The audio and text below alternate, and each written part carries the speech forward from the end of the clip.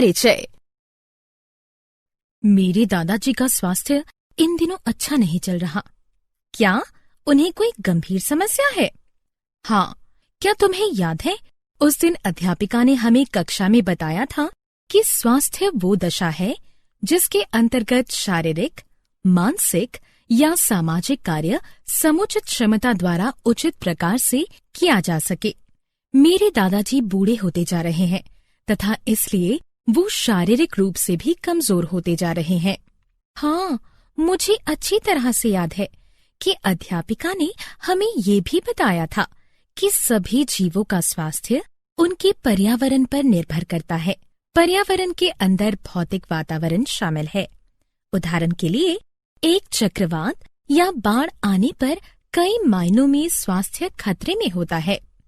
अंकिता, क्या तुम जानती हो कि यहाँ तक कि सामान्य पर्यावरणीय दशाओं में जब हमारे आसपास नियमित रूप से साफ सफाई या स्वच्छता नहीं रहती, तब अनेकों रोग फैलते हैं। उदाहरण, मलेरिया, डायरिया आदि।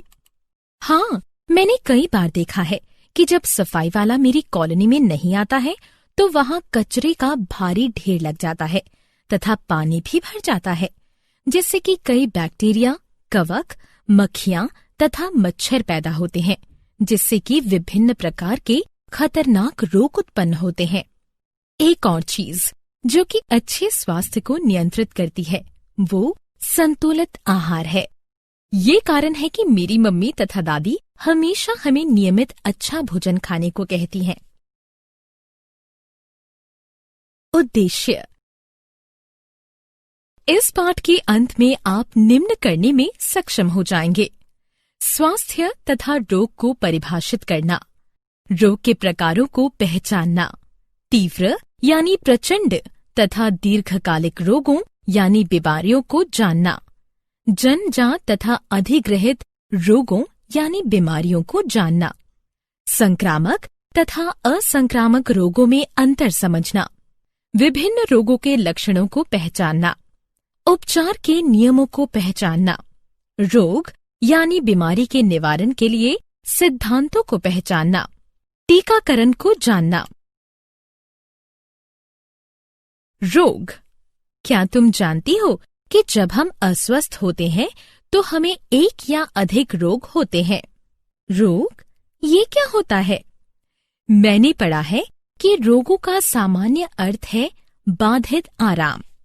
हाँ, वैज्ञानिक रूप से रोग को इस प्रकार परिभाषित किया जा सकता है कि रोग शरीर के कार्यक अंगों, भागों, संरचना तथा तंत्रों में होने वाला एक ऐसा विकार या गलत प्रकार से होने वाला कार्य है जो कि आनुवांशिक अथवा विकासात्मक त्रुटियों, संक्रमण, विषों, पोषक तत्वों की कमी अथवा असंतुलन, विषैलापन, प्रतिकूल पर्यावरणीय कारकों, बीमारियों के कारण होता है।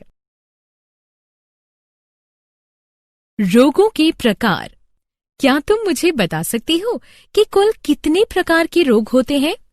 हाँ, मानव रोगों को 4 श्रेणियों में वर्गीकृत किया गया है: तीव्र यानी प्रचंड, दीर्घकालिक, जन्मजात तथा अधिग्रहित। तीव्र यानी प्रचंड रोग। हाँ, मैं जानती हूँ कि तीव्र यानी प्रचंड रोग वे रोग होते हैं जिनका प्रभाव शीघ्र होने लगता है तथा वे शरीर को जल्दी प्रभावित करते हैं। उदाहरण, इन्फ्लुएंजा। दीर्घकालिक रोग। दीर्घकालिक रोग वे होते हैं जिनके लक्षण महीनों या वर्षों में खत्म होते हैं। उदाहरण, हाथी पांव या क्षय रोग आदि। जन्मजात रोग तथा जन्मजात रोग वे रोग हैं जो कि जन्म से ही पाए जाते हैं।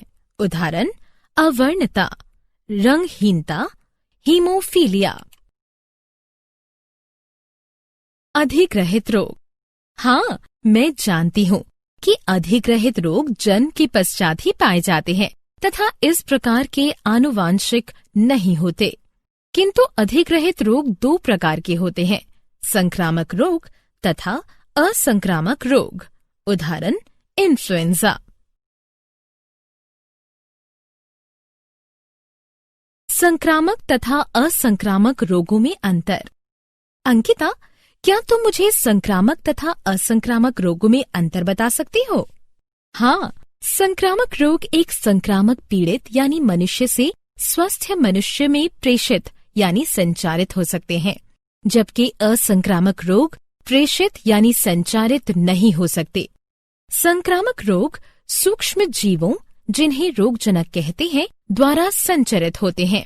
पोषक तत्वों या हार्मोनों की कमी अथवा ऊतकों का क्षय या ट्यूमर अथवा शरीर की अति संवेदनशीलता असंक्रामक रोगों के कारण होते हैं। रोगों के लक्षण। अंकिता, मैं तुम्हें बताना चाहती हूँ कि रोगों के लक्षण 2 प्रकार के होते हैं, अंग यानी ऊतक विशिष्ट अभिव्यक्ति तथा सामान्य अभिव्यक्ति। उपचार के नियम। ठीक है माधुरी, मैं भी तुम्हें बताना चाहती हूँ कि विभिन्न रोगों के उपचार के नियम इस प्रकार हैं, लक्षण आधारित तथा रोगाणु आधारित।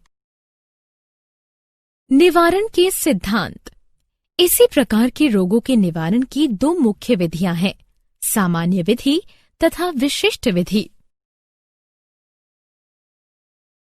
टीकाकरण। मुझे चेचक, गलसुआ यानी कनपड़ा तथा खसरा, रुबेला के टीके लग चुके हैं। टीकाकरण क्या है? 2 शताब्दी पूर्व एक इंग्लिश चिकित्सक जिसका नाम एडवर्ड जेनर था ने पता लगाया कि ग्वाले जिन्हें गो चेचक हुई है, उन्हें महामारी के समय भी चेचक नहीं हुई।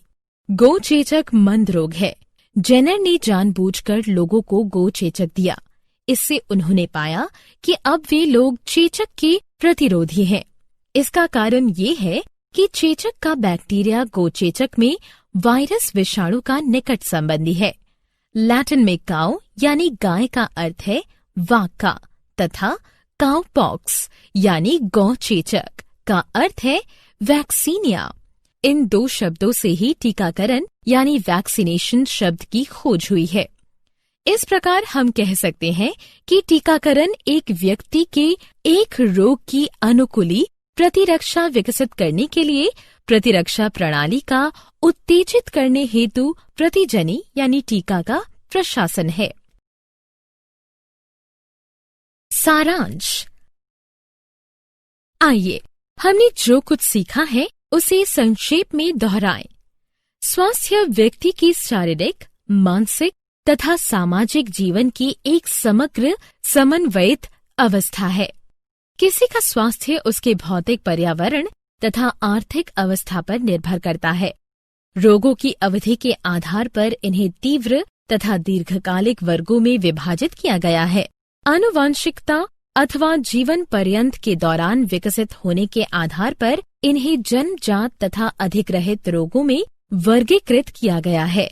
रोग के कारक संक्रामक अथवा असंक्रामक हो सकते हैं।